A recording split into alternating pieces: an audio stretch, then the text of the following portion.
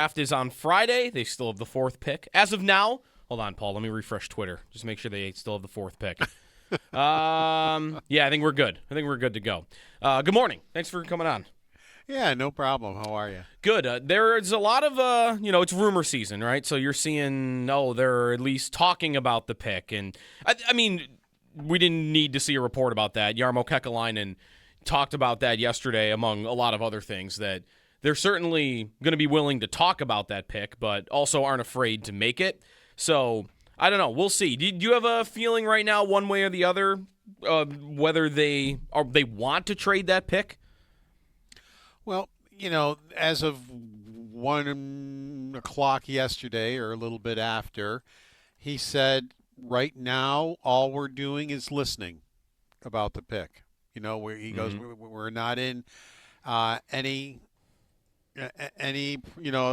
of these things that will, hey, we got to make a decision right this second. He goes, we are listening, seeing what's out there, seeing what people are willing to pay for it, and then they'll start moving. So they've had a day of doing that, of just listening to what other teams feel about it and what they're willing to do about it. Mm-hmm. And, of course, you have to figure it out by Friday, tomorrow. But, that was going to be his approach, is let's see what's out there. Let's see what people are willing to give for the 4th pick. And then it's our turn, and then we'll figure out what we're going to do with the 4th pick. Yeah. Paul, there's been a lot of talk about, we'll get to Alex Tuch, Zach Benson. There's a lot of news happening around the team right now. But there has been a lot of discussion in Toronto about Matthew Knies, and I know that's been a popular discussion amongst Sabre fans. Is he worth the 4th pick to you, or is that a different trade? Yeah, that's weird because I've heard him being associated with the 4th pick, and I didn't discard it, but I did give it a thought of, really? Mm-hmm. Okay, is that a lot for him? He's a good player. I mean, there's no question about that. Let's get that right out of the way. I I'm not going to lie to you. I haven't really come up with an answer yet of if I feel that way about him. Look at the type of player you're going to get at number 4. Right now, the people are talking about the top 3 forwards going 1, 2, 3, which means then if you make the pick, you're probably taking the best defenseman in the draft in a good defenseman draft, a defenseman-heavy draft. Or now that defenseman probably isn't going to help you for 2 or 3 years. Mm-hmm. It's rare. It's rare that a guy picked there even does that immediately. Yeah, they do it, but their names are McCarr and Quinn Hughes and Schaefer last year. I'm sorry, last year. I mean, those are the names that that can maybe pull that off. So you probably, the forward would have a better chance of helping you sooner than the defenseman would. So Matthew Knies is ready to help you right now, and help you in a good way. So if you look at it that way, you're getting a 66-point guy last year which was his career high. The year before, he had 29 goals, which was a career high. He had more assists last year than he had goals the year before. He was even that way. He's only 23 years old, but the development is over. Right. He's already done his development. He never played in the American Hockey League. He went right from the University of Minnesota to the NHL. That was right at the end of the season, and now has played 3 full seasons with the Toronto Maple Leafs, and he's only 23 years old. So when you put it in that context, yeah, maybe he is worth the 4th pick. Yeah. I continue to think about, too, the connections he has, because he's really good buddies with Josh Doan and has been for a while. And his dad is Shane Doan, who we know does not like the new GM in Toronto. So I wonder what their relationship they parted might ways be like. quickly. Right. So, when he was hired. Right. So if Knies is close with the Doans, I wonder if him and Chayka can coexist. I mean, it's not like it's a coach and player, so maybe they can. But, yeah, we'll see. I mean, and if you're wondering about the connection, they had the connection in Arizona when everything with Chayka went haywire. And that's why a lot of people were like, Chayka's getting another job Right. after what happened in Arizona, really? Right. And Knies is from Phoenix, too, by the way, from the area. Yes. And Yes. that need, I mean, that now is more of one because Tuch is officially gone, on his way to Washington. And the price he ends up going for, Paul, I don't think surprised anybody. Maybe you might have thought, like there had been a lot of smoke that like Seattle would have been willing to go above 11. But when Adrian Kempe signed for 10.5, or he was 10.6 million in the fall, that's always been the comparable that people have pointed to, and I don't think it should be surprising that he went for basically the exact same contract. Yeah. If Seattle was willing to pay that, he'd be in Seattle because this obviously was about money and nothing else. I mean, and I said this way back in the beginning, and I'll say it again. It amuses me that the Sabres thought they had leverage in this thing. They had none. Never had any. I mean, Tuch basically, this is what you're going to pay because this is what I'm going to get. This is, as you said, what Kempe got. This is my market value, and this is it. And you're going to pay it or you're not. And the Sabres said we're not. But the Sabres, for some reason, thought they had leverage with him, and I don't know why they felt that way, starting with Kevin Adams, because they had none. And it was all about money because it wasn't about going out west where his wife is from. It wasn't about a hometown discount or trying to win with your hometown team. Your hometown team finally, after all these years of suffering, we're almost in the conference finals of the playoffs. So you could have maybe taken $1 million less or so, and I think your family still would have been fine. Let's say the Sabres offered you 9.5. Really, you can't swing that. Mm-hmm. I mean, if you really wanted to win a championship with your hometown team. So it was about money and nothing else. And he's with the Washington Capitals, and I'm not criticizing that. Mm-hmm. I'm just stating a fact. I'm not saying it's wrong or anything else. That was his choice. Fine.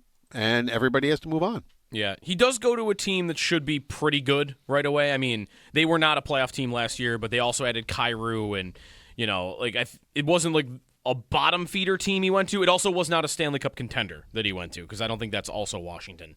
But I wonder. I'm interested in Kyrou. What? Yeah. Because he's the type of player, and you can say if you disagree, he's a very good hockey player who needs a kick in the pants from a coach. He's always been that way, that he needs a kick in the pants to get going. He had run-ins with Berube along the way when he was the coach in St. Louis, I remember a little bit. Yeah. But it ended up working out for him, right? Like he had some tough times with Berube, and then he ended up scoring 37 goals at some point. Yeah, but then there were other times where he was nowhere, and then he got benched. He just. So I'm always a little bit leery. You love talent. Yeah. But I'm always a little bit leery of players that need to be coach motivated in the NHL. But he's got a different coach now in Washington, a coach that a lot of players compliment, who has done well with the Capitals. So maybe that's what he needs. Maybe that coach and he will combine, and he will be able to play his abilities all the time instead of some of the time. And they're clearly trying to go all in at the end of Ovechkin's career here. Like if Ovechkin's going to give them one more year, let's try to win at all costs, and we'll deal with the consequences later, I think is kind of their mentality. How hard do you think the Sabres really tried to sign Tuch, Paul? Because I don't think they weren't going to do anything, right? Like, I think if they wanted to do other things, we talked about Knies or any Hellebuck, whatever the idea is, they've limited cap space. Signing Tuch probably blocks them out from doing anything else on that level. So if that was Jarmo's mentality, is there are other things out there I want to do, I guess, is that maybe why they didn't go all out for Tuch? Because I also don't feel like they would have not tried it all on Tuch, because I don't know that Rasmus Dahlin or Tage Thompson would have appreciated if they just said immediately after the season, like, we're not even going to try to sign this guy. We're totally good with him walking away. Well, wasn't it refreshing to have a GM be brutally honest like he was yesterday? He wasn't afraid to talk about any of these things and tell you exactly what went on. Yep. And he said that in order to sign Tuch, which would have been $10.5 million, that's what it was going to take, that he would have had to get rid of 2, 3, maybe 4 players off the current roster to accommodate the salary. He also did talk about it is a risk to sign a 30-year-old to an 8-year contract. If I'm going to do it, I probably would have done it with Tuch. But true, that's true too. So he felt that way. I always felt, let's say the 8.5 was correct. That was the figure that was been kicked around for a while. That's what the Sabres were offering. I always said to you guys, I don't know. I doubt that's the Sabres' final offer. That's for the staring contest to see who's going to blink. You know, but when it gets down to a couple of days ago, when all right, things are starting to go again, and you know, I'm hearing that the Sabres did move. I don't think they moved over $10 million. They probably moved up around 9 or a little bit over 9. I would say probably they moved to between 9 and 9.5, somewhere in there. That would be my guess and kind of what I was hearing too. Well, that's not going to get it done, but at least you did move, and that is, if you did start at 8.5, that is a significant move in your position. But I think he had to know that wasn't going to get it done. I think that's hoping that he's going to give you the hometown discount, and he wants to try to win a championship with his hometown team. I think that's what that is. Right, yeah, because 8.5 sounds to me like you're not really trying to sign the guy. You're just trying to make it. That's the staring contest. That is when, didn't the Sabres offer Briere at the end like a 5-year deal that was way, way less than Philly was going to offer? Like, you offered him a contract knowing that he wasn't going to take it. Like, that to me would have been the Tuch deal at 8.5. Like, that's not realistic. But you're right. Like, it does seem as though they moved up and were hoping that he would take a bigger discount to come here. So now that it's over, Paul, like, how do you think he'll be remembered as a Sabre? I mean, he was a part of the team that ended the playoff drought. It's not like he was here long enough that we're talking about, I think, like Hall of Fame or number retirement stuff, obviously. But, I mean, he was a part of a monster trade that was ugly when it happened. And I remember talking with you and others about, like, he had been a good player in Vegas, but not maybe a great player. And he definitely elevated once he got here. Yeah. And always gave the fans here everything he had, both on and off the ice. You know, I know fans sometimes feel like when these things happen that they've been abandoned and then the player gets booed and that type of thing. I would hope that's not going to happen, that people recognize, you know, what the Sabres meant to him while he was playing here. Professional athletics are a business. It's as simple as that. And he had the opportunity to maximize his amount, and players do it all the time. Don't just blame Alex Tuch because he wanted to go out and get the most money he could get. That's what athletics are about, probably 95% of the time. That if you have the opportunity to do that, you're going to go out and get the most money you can get. That's what he did. But I would hope that wouldn't overshadow the 5 years that he spent here and the blood and sweat that he showed on the ice, what he did for the community off the ice. You know, so that's what I would think he should be remembered for, and not that he decided to take as much money as he could get and go in free agency. And by the way, he ends his Sabre career, so he is 6th all-time amongst Sabre wingers in points per game. I think you should be able to nail the top 5. Who are the 5 forwards in Sabre history with a higher points per game than him? McGillney's number 1. See, I always do this when my brain is turned off. It's a little early to be asking trivia questions like this. Rick Martin and Rene Robert. 2 and 3. You might get this in order. Yeah.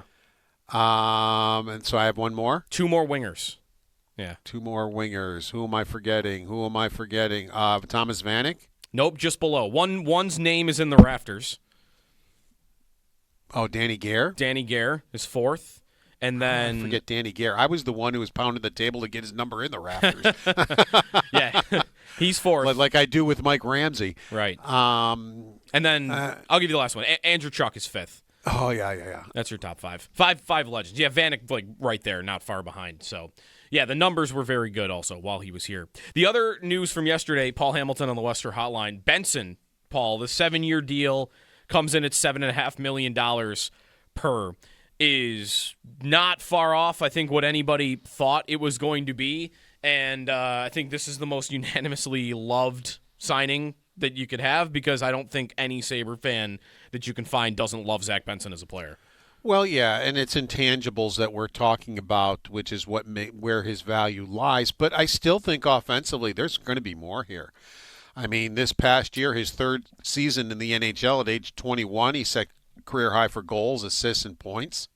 In his last 36 games, he had 26 points. So it started then, and then in the playoffs, he was scoring big goals and being responsible for big goals. So I think there is an upside still to his offense, and might be quite a bit of an upside. I mean, he had 13 goals and 30 assists last year for 43 points, which by far were his career highs from the first 2 years.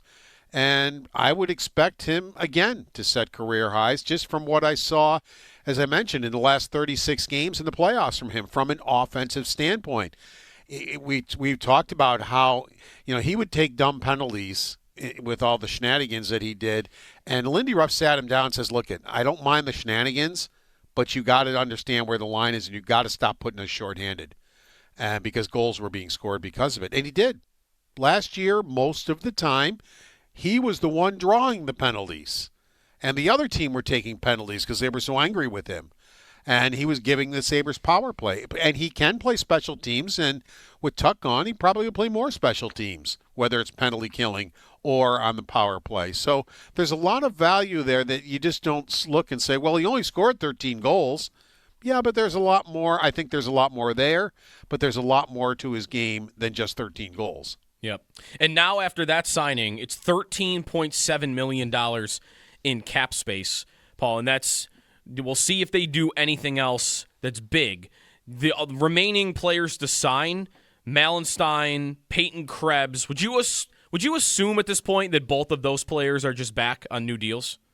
Malenstein for sure. I mean, he pretty much confirmed that they are in negotiation with him and they want him back, very much so. So I don't see, and Malenstein I think wants to play here. So I would not anticipate a snag in that, even though he's an unrestricted free agent. Metza, I would think they can get to come back here. Right now they still only have 60, so with him. So I would think Metza would be a player they bring back. Of course, Krebs. I don't know about Josh Dunn. It depends. I mean, you only got so many spots, and you've got the three kids that are going to wind up in the lineup. You got Kozak. And you've got to get Carrick into the lineup. You just brought in a guy in a trade. What are you doing with Camp? That was a strange one. I was very interested in that. He's unrestricted. So is that somebody you're interested in? Are you interested in the guy who's 51.5% in faceoffs? He only played 40 games last year. I mean, this isn't a goal scorer or anything like that. He's got 50 goals in 576 games. But this is a veteran guy who is a good defensive centerman. But so's Carrick, right. And so is Kozak, and so is Krebs, and so is Jarmo said it yesterday. He goes, "We're to a point now. Where are we going to put all these guys that deserve maybe to be in the lineup?" Which again, where are the trades? Who's leaving? Some of these guys are probably leaving, which are going to open up spots, because I don't think trading is over. I always tell you, not much surprises me. I would be surprised if trading is over from Jarmo Kekäläinen for this season. That's that part of that trade, Paul, because why else would you want Kampf in the deal unless you have some motivation to sign him? Because it's not like Washington needs to get him off the cap because he's not on the cap. Right, his UFA is expiring. Yeah. So why do you want him in the deal? I'm with you. Like, as you laid that out, I don't need him at all. Like, he's overlap to what I've already got, including Carrick specifically. Like, they're both, to me, fourth-line centers that are really good at faceoffs. Justin Danforth is making $1.8 million. Danforth, right? Like, he applies for that too. But you're right. Like, why I might want that guy is I have deals in the cooker that are going to increase the need for him. And maybe that is Krebs coming off for a trade. Or, I mean, that could be anybody. It could be McLeod, like you've talked about. They get goofy about arbitration. Yeah. And Jarmo brought that up with Kesselring. He said all of a sudden we could have wound up in an arbitration and it got in a 1-year thing, and then he goes, then you can't trade him. I forgot about that rule. So that's after he's awarded arbitration? Yeah, a 1-year deal, then you can't trade him. For the whole contract? For the 1 year. Okay, for the 1 year. It's a 1-year deal we're talking about. Right. If an arbitrator can offer you a 1-year deal or a 2-year deal. If it's a 1-year deal, you can't trade him. Right. And that's what they were afraid was going to happen with Kesselring. So they thought it was just best to do, and I agree. It was just best to do what they did. He didn't want to be here anyway. As he said, we probably would have been a little more patient with him than his camp would have been, meaning he wanted to get out of here. Mm-hmm. But, so, Krebs falls in that spot too. So, what is an arbitrator? He's coming off a contract that paid him $1.45. So what's an arbitrator going to, give him? So, so maybe he could be included in some type of a trade. There's just so many options here. Right. That we don't know about that could happen with a GM that is not afraid to make trades. If you make a big trade, one of those 3 youngsters might be gone. That we're talking about making the team. So the one thing I don't think is going to happen, I don't think Samuelsson, Dahlin, or Power are going to be involved in any trades. Right. Because he really believes in building from the back end out. He's got 3 stud defensemen. He had 4. He had to get rid of one of them. So that would be shocking to me if any one of those 3 were involved in trades. Well, that also is why I was and would expect more is when I saw a couple of the reports yesterday during the afternoon about the Sabres and Vincent Trocheck. It was the same thing for me. Like, I need Trocheck. Like, I know he is incredible at faceoffs and penalty killing too, but at his age, and I don't really have the need, like, why am I doing that? I mean, the only reason I would want to do that, I think, is if I have other things coming. I don't know what you think. Does that mean Trocheck, then you're trading Carrick and you're trading Krebs and you're the guys who would be Danforth, are they all leaving then? Because you definitely, I think, you're going to bring Malenstein back. And then Trocheck, or are you getting rid of McLeod and you're going to put him in that spot? Yeah. Do you have an opinion on Trocheck at this point? I mean, they're going to be 33. I mean, he's still good, but I don't think most believe he's the same player he was 3-4 years ago. Definitely. I agree with you 100% there that he's definitely he would immediately be the Sabres' best face-off guy by far. Mm-hmm. You lost a premier penalty killer in Alex Tuch. So, he could definitely take that role. If you bring him in, and are you getting rid of, as I said, McLeod? Well, there's another very good penalty killer that you're getting rid of. Mm-hmm. So that's, if they wind up bringing him in, then I'm thinking Ryan McLeod's probably going to be elsewhere because that's where I kind of see him fitting. Right. Yep. Me too. Paul Hamilton, we'll see if we get that in the next day or something. I mean, I think everybody's anticipating we will get more. It's just a matter of when. Thank you, Paul, and we'll chat tomorrow. Take care, guys.